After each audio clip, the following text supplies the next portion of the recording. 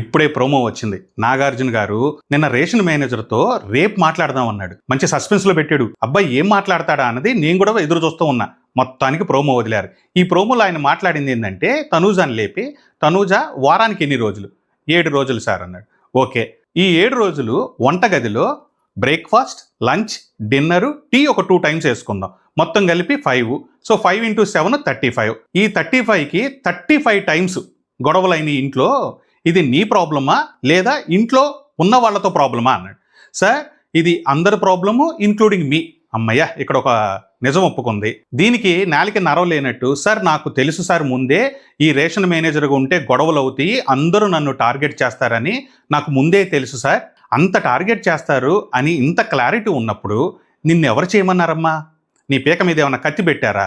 నువ్వే రేషన్ మేనేజర్గా చేయి, రేషన్ మేనేజర్గా. నువ్వు వద్దంటే ఇంటిల్లి పాది చేయడానికి రెడీగా ఉన్నారు. ఎపిసోడ్లో కానీ లైవ్లో కానీ మొత్తం ఆ వంటగది చుట్టూ తిరిగిద్ది. సో ప్రతి ఒక్కరికి స్క్రీన్ స్పేస్ దొరికిద్ది.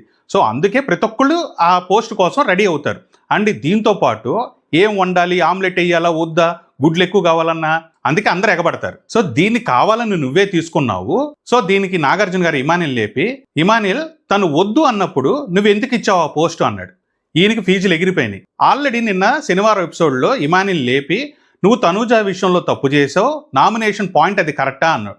నీకు ఏ టాపిక్ దొరకనట్టు దాన్ని ఒకటి తీసుకొచ్చి భయపెట్టావు. పాపం మనోడు ఏం మాట్లాడాలో అర్థం కాల. సరే మొత్తానికి నీళ్ళు నోరిప్పి, సరే నాకు ఆ మాట చెప్పలేదు అన్న. పోనీ దీన్ని మళ్ళీ నాగార్జున గారు తనూజాని అడగటం, నువ్వు చెప్పావా?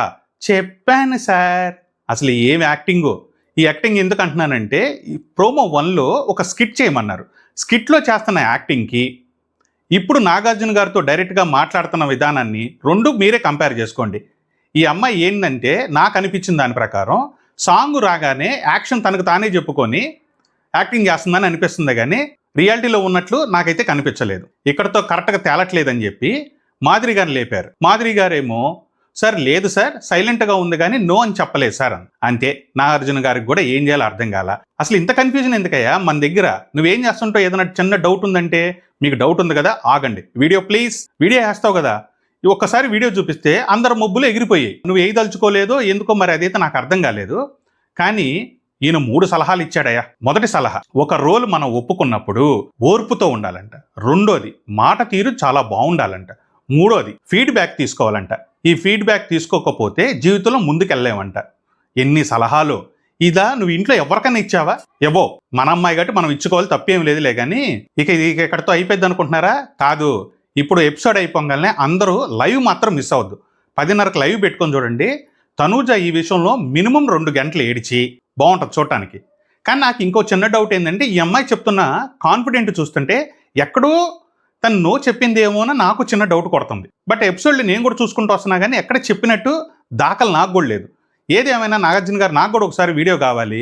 మరి ఎపిసోడ్లు ఏమైనా చూపిస్తారేమో, వెయిట్ చేద్దాం. కుదిరితే కొంచెం సబ్స్క్రైబ్ చేయండి, ఒక్క లైక్ ప్లీజ్.